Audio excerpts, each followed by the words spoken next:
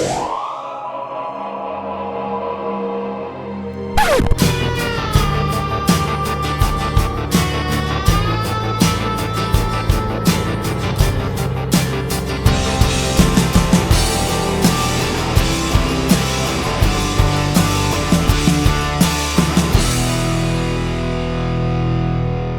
hello there. Welcome along to another Jenny Kirk Q&A here on my channel, and thanks for joining us here. It's really good to see you all. And we've had quite a few questions coming in, so I always promise that I'll do these formal question and answer sessions. So without further ado, Zoe, what's the first question that's come through some of the Patreon subscribers? Okay, first question we have is Mark McShane, and he asks, "Hi Jennifer, lots to ask. I think you run a DC system. What do you think of DCC and sound-fitted locos?" Yes, it is true. I do run a DC system. I use the GaugeMaster Model D controller here.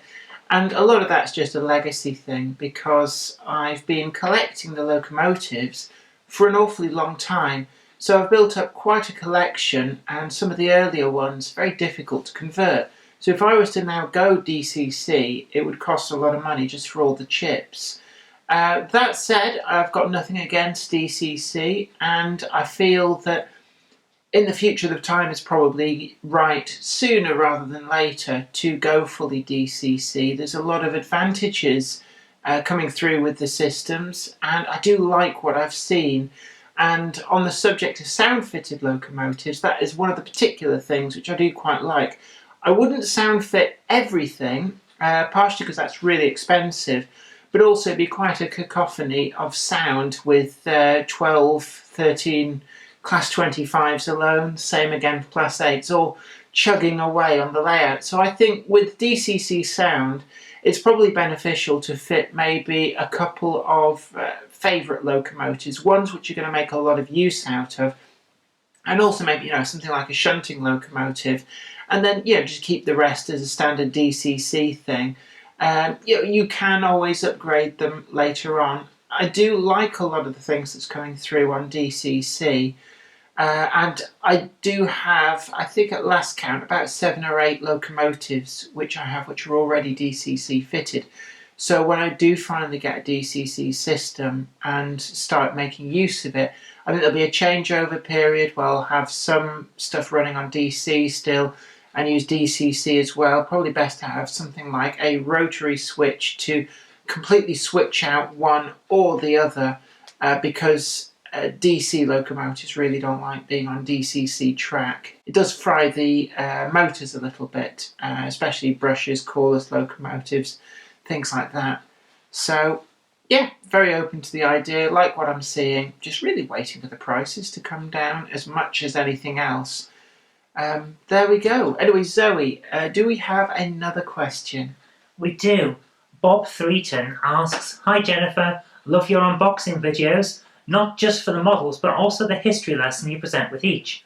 Seeing that your collection seems to encompass the whole of UK railway history, I'm curious if you have a preference for a particular railway or era." Oh, there's a lot of little sub-questions in there, but thanks for asking the question. It's a really good question, actually, so pleased to hear that. And I'm thinking, in terms of favourite periods, I model all sorts of different periods. You've probably seen lots of different things in the box opening and reviews.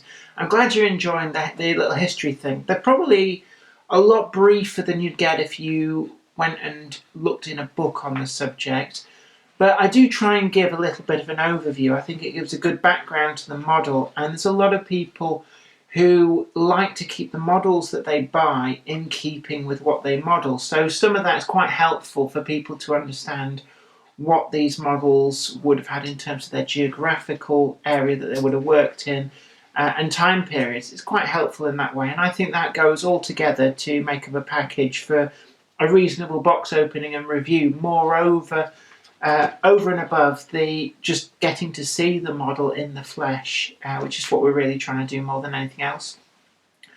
In terms of favourite periods, remind me what the second part of that question was, because I've rambled on quite a bit there. He said, "I'm curious if you have a preference for a particular railway or era." In terms of a preference for a particular railway or era, I tend to have a little bit of this sort of oh shiny thing. I like what I like, but I couldn't tell you what I like in advance of seeing what I like. But there is a particular bias in my collection towards late 1970s, early 1980s BR Rail Blue with tops numbers. I really like that period. It represents when I was quite young, and I can remember being taken by my father to sit and watch trains go by. The end of Snuff Mill Lane in Cottingham, near Hull, which was near where my grandmother lived. So we'd stay at her house and we'd go and watch the trains go by. So quite impressionable at that period. So I'd see the trains go by, and that must have stuck in my head. There's also some quite memorable trips to London at that time. We'd have gone down on the train. So, at age 2, 3, 4 years old, you're very impressionable. And then finally, also around that time, my father worked as a transport manager for a company called Metal Box at a place in West Orton. And it was rail served, and I can remember probably during the school holidays getting taken there, seeing the trains working on the sidings. And also the nursery that I was sent to was very close by at Lostock Junction, where there used to be a big fan of sidings. And the trains for Metal Box would be shunted there, from what I remember. So that was quite influential. But going further back, it hasn't precluded me from having stuff in other eras. And the other era that I particularly like is pre-grouping. I think some of the liveries and the locomotive designs are very elegant, very colourful, very aesthetically pleasing. So I found myself building up quite a reasonable collection of that sort of thing ready to run. But I've also got stuff as late as the sectorisation period, stuff in mainline blue, a lot of stuff in intercity executive and intercity swallow livery. I do quite like that. But it's a very broad church, and that can be quite damaging on the old bank balance, because you find yourself buying all manner of different things from different eras. So I'm very jealous of people who can rigidly specify an era and stick to it, because as of yet I haven't quite managed that. It's a very good question, and I'm pleased that you've asked that, and I hope that's gone some way to answer that. So Zoe, now, what's the next question that we've got? Okay, next up we have Mark McShane saying, I'm very happy to run some stock mixed up between different eras and even mixed nationality rolling stock. My latest mix was Irish passenger coaches hauled by a large BR logger class 47. When it comes to running rolling stock, what's your thought on keeping everything within the same era?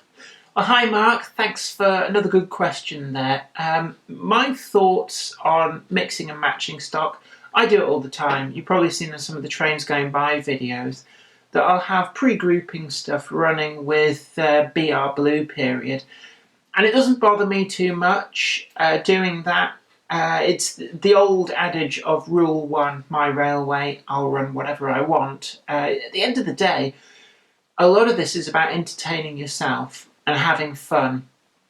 At the point that any hobby ceases being fun, if you're applying rigid rules that you're not enjoying sticking to, then really you have to ask yourself why you're doing it. So, Irish stock with BR large logo 47s, yeah, fine. There's some really good models actually that Murphy's models do on the Irish scene. There's a lot more of those kind of models coming through.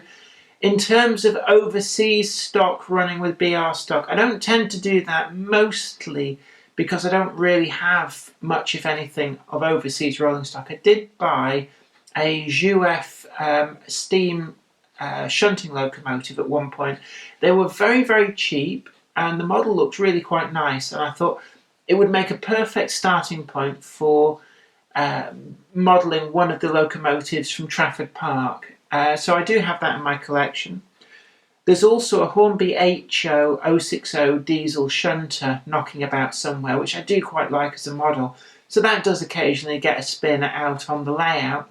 So I'm not averse to mixing stuff from other nationalities. I've seen, there's a shop actually which you've possibly seen me mention a few times, which is Arcadia in Shaw, and he stocks a huge range of overseas prototypes. And some of those really are quite tempting because the level of detail is just extraordinary. There's actually, I think it's either a Swedish or a Danish state railway steam locomotive which I keep looking at. The only thing that stops me from buying it is the price tag. It's about £300 for a HO locomotive. But I'm a firm advocate of rule one: run whatever you want. I know some people get a lot of pleasure from trying to recreate perfectly in miniature a precise timetable for a precise era, and that's absolutely fine. This is a broad church in this hobby, so do whatever makes you feel most comfortable. There's nothing wrong with it. Don't worry about it. I do it too. I think a lot of people do too. Michael Churchwood says, "Hi Jenny, I was sorry to see the demise of your garden railway. I enjoyed watching the trains running. There's something unique about running outdoors despite the weather. I hope you can get your next layout built soon. 2 questions. 1. Will you be posting a video when your dad runs the traction engines?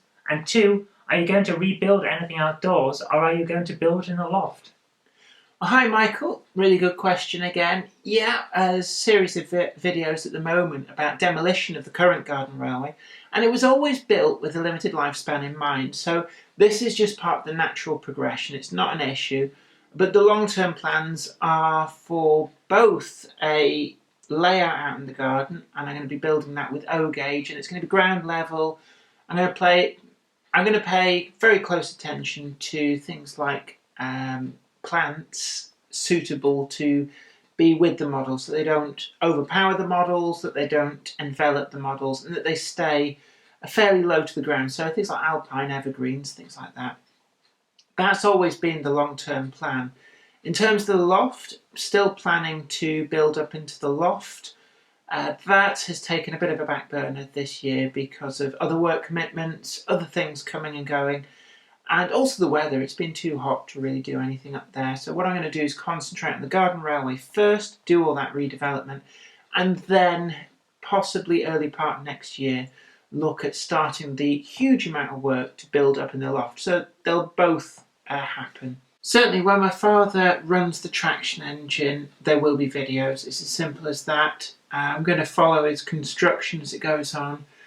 There were 2 previous traction engines, as explained in the video, and I think there may be some footage somewhere, like on an old video camera recording to those little Sony mini cassette things, but as of yet we haven't quite found it. So when he does get that on the road, probably in about 18 months' time, then yeah, we'll do some filming, driving it around, because it'll be going to rallies as well, so there'll be plenty of opportunities for that. So if you're looking forward to more of that, don't worry, there will be more. So what else have we got? Okay, we have 3 more questions. They're all from Mark McShane. So let's go with the current price of models coming out can be pretty costly. And when some items are limited editions, there may be a compulsion to buy just so that you can get a model. But then the budget constraints would limit future purchases. Do you think that it's maybe better to wait several years to go buy and just wait for a model to get reduced to cleared price before buying? Or are we now just buying whatever the cost? That's a very good question, Mark, and I have to admit that the prices have gone up a lot, an awful lot, over the past probably decade or so, and at the same time production runs have gone down, and it's, whilst a lot of things aren't billed as being limited editions, it's certainly the case that they sell like they're limited editions. I can think of a number of things. The Hornby Peckets, particularly the Huntley and Palmer version, that just disappeared pretty quickly. The Bachmann C-Class and the fully lined out South Eastern and Chatham Railway livery. And if you'd have waited a couple of years hoping that maybe the prices would have dropped, you'd be very disappointed on both of those, because the demand for them has by far and away outstripped supply. And that means, of course, that they're just not easily available second-hand, and when you do find them, the prices have in some cases tripled or even quadrupled. So you hedge your bets if that's the route you want to go. If there's something that you really, really want, you kind of have to second-guess everybody to try and work out whether that's something that's going to sell out very, very quickly, or, as in the case of, for example, the Midland Railway 4F from Bachmann, which I really, really wanted because it was a pre-grouping livery and it went really well with the Midland Railway Guards van that they had out. So you could make an entire train that was suitable for the pre-grouping period, ready to run, which hadn't really been possible so readily before, that's still available and discounted. But at the time, I really didn't want to miss out on that, so I bought one at full price. And I think there is now this tendency that people are really beggaring themselves to buy stuff when it comes out because they're worried that they're going to become unavailable. Unfortunately, that's the position that we found ourselves in as runs become more and more limited because of the increase in price. They sell less, so to maximise their returns, the manufacturers are making less of these at a higher price, and it becomes this vicious circle. So really, I'm not sure that there is any great answer to that. And I know that in America and Canada, there has become this culture of pre-order or miss out, in that you have to models are made to order, and if you don't order them, you just can't get them. And it's a shame to see, really, because when I was young, it used to be a case of you go into a model shop and the same model would be available for years and years on end. So you just saved up your money, knowing that what you wanted from what was available would be there for you. But that just doesn't happen anymore. Well, I hope that's answered that question. It's a really good question, and certainly something that a lot of people have been thinking about. But let's go to the next question now, Zoe. What else have you got for me? Okay, Mark McShane asks, track layouts are one feature that perhaps gets overlooked in the YouTube era of model videos. While your layout is great, do you think this is one area that others should focus on more? Maybe more hands-on videos of how to do track builds, scenery. I have done an awful lot of how-to guides. We did a full, I can't remember how many parts it ran to, but the how to build a small shunting model railway, that does cover a lot of these aspects, including, for example, there's an entire video on the design of the track plan, why it is the way it is on that layout and what it was hoping to achieve. And yeah, I know, I think a lot of YouTube videos focus on things like box opening and reviews, and the how-to guides tend to be more on the scenery side of things. But I have tried to put videos out there which have addressed some of these other fundamental issues if you want to build a model railway. We've also got, there's actually a full series of videos on the original building of the garden railway layout, and I did a number of how-to guides. In fact, my most watched of all time video is about how to do signals, principally semaphore signals, on a model railway, and actually that's had more views than any other of my videos, so it really does show that there is a market for these.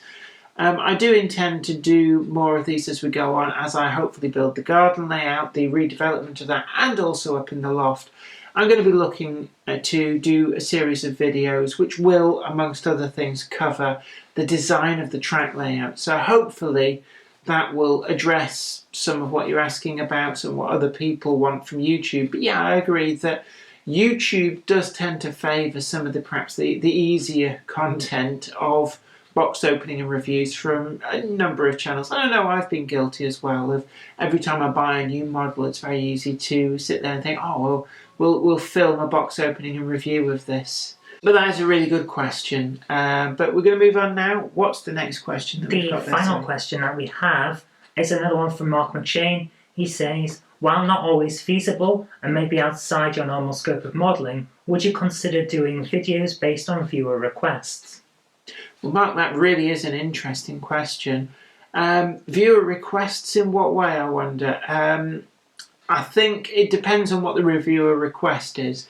If the request is for me to buy an item to do a box opening and review of something that doesn't interest me, that it is outside of the areas that I model. Say, for example, if somebody said, I really want you to do a box opening and review on the brand new Freightliner Class 66 from Bachmann, that model would hold no interest to me, and I'd say probably no, is not something that I'd look to do. However, in some of the other videos that I've got, I've started doing a few what I loosely term liveries videos, where we talk about liveries of models that are available, and if there's an area that people are interested in, for example, big four heavy shunting locomotives available ready to run, or big steam goods locomotives available ready to run. Doing a top 5, or the various liveries that have been available of Bachmann 7 plank wagons, just to pull a few things from the top of my head. Then these are things that I can readily do, and certainly I would look at being able to do that. And I think it's very helpful to answer people's requests in that way. If I can do them, I will do them. I'm hoping that answers your question. If there's something perhaps that you had in mind, then do pray tell, and maybe it is something that I can do in a future video. But I think that's our That's the last one from the Patreon. So there we go. That's been the Patreon exclusive Q&A. We're putting this up on the main channel, but these are all questions that have been asked specifically by Patreons to the channel. And if you want to join those people who are supporting this channel through Patreon, you are all very much appreciated. It is a great thing to have people who believe in the content of this channel enough to get involved in that way. And there's lots of great things available to those who do donate via the Patreon channel, ranging on a sliding tier. If you look on the Patreon page, it's all there. But certainly, we're really thankful that people have chosen to support the channel in this way, and hoping that you'll stick around and continue. But until next time, don't forget to like this video, share it too, and also subscribe to the channel. You'll be the first to know about new videos as and when they go up. And ring that bell and it'll let you know as soon as a new video gets posted up. And finally, also don't forget that you can follow me on Instagram. I've been putting a lot of pictures up on there, a whole variety of things, not just model railway related, but also a lot of the other things that I've been doing, and it gives you a little window on my life and the silly, wacky, zany things that I get up to, and maybe a few little hints of some of the things from the day job, which I'm technically not allowed to talk about too much, but I can drop hints. So until next time, thanks again for watching. It's been really great to have you along, and I really do appreciate you taking the time to watch these videos. And until next time, you take very good care of yourself, and bye for now. Today's video has been brought to you in part thanks to the generous donation of my fans on Patreon. And a special huge thanks goes out to Anthony Kidson, Mark Anthony, Michael Churchwood, Mark McShane, and Bob 310. If you'd like to help support the show, head on over to patreon.com/Jennifer Kirk. Thank you. Today's video has been brought to you by my books, Bringing Home the Stars, Twinkle Little Star, and also you can get the complete comic collections of All Over the House, Books 1, Books 2, and also the wacky zany Life of Knob T. Mouse. Thanks, and catch you later.